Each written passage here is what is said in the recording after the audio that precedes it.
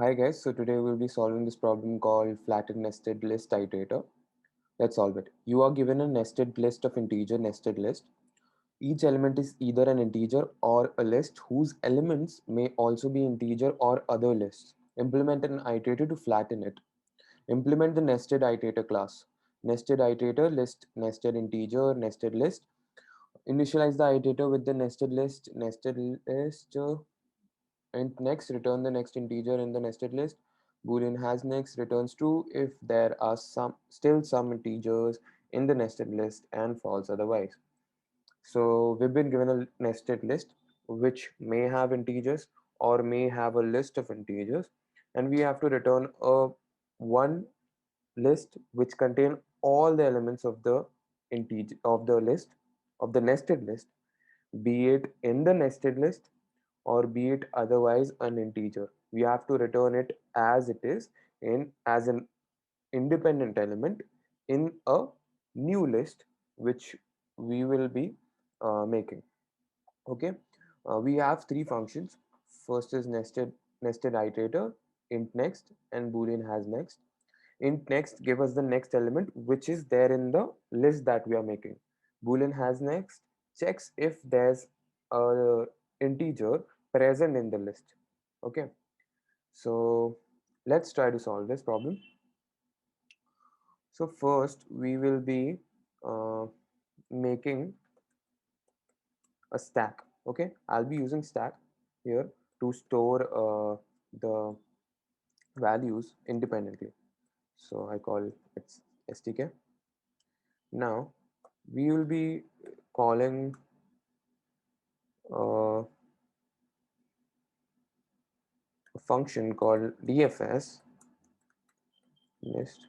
Let me pass nested list there, and I assume that dfs will give us the working of putting each element independently in the stack.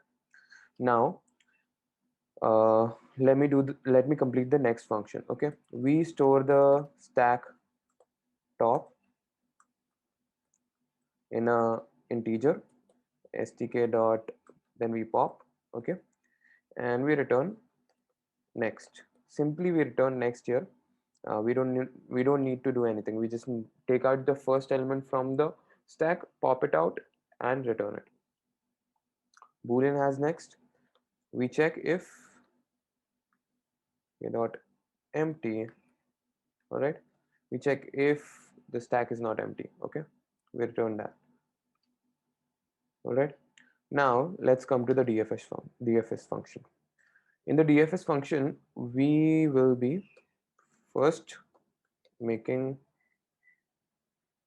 let me just copy this. All right, now here we will be looping from the last element of the nested list that we are getting as an input. Why am I doing this? Because we know that stack works on LIFO, last in first out, and when we put it in the back order, okay, when you put it in the back order, we know that at the last we get the first element of the nested list. And when we have someone who is calling the next function, okay, we return the first element, right? So therefore in the stack we return the first element because we have stored it in the back order. So that's what I'll be doing here.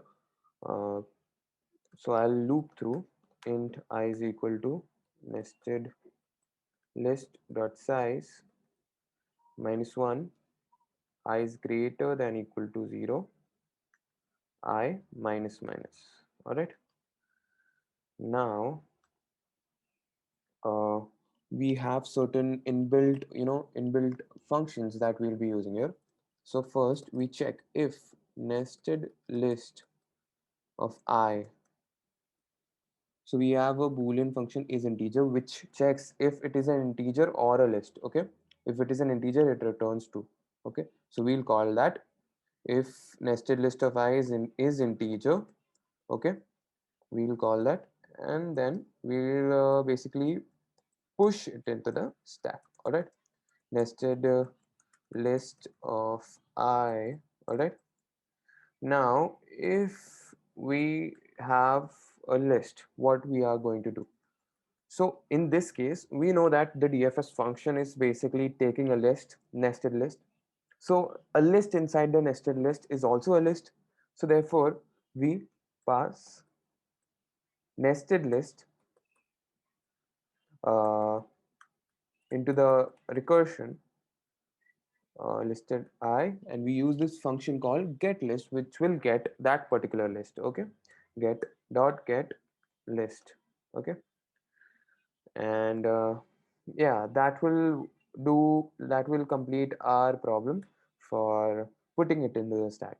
And I think everything is complete. Let's just run the code once. So this is showing accepted because okay, no matching member. Okay, all right, so we have to get integer also. Okay, so in this part we have to get the integer also. So for that we have a function called get integer. All right, so we'll run that. This is showing accepted because I have run the code earlier, so that's why. So we get the correct output. Now let's submit it again. Yeah, that is accepted. So I hope you guys understood the problem. Thank you.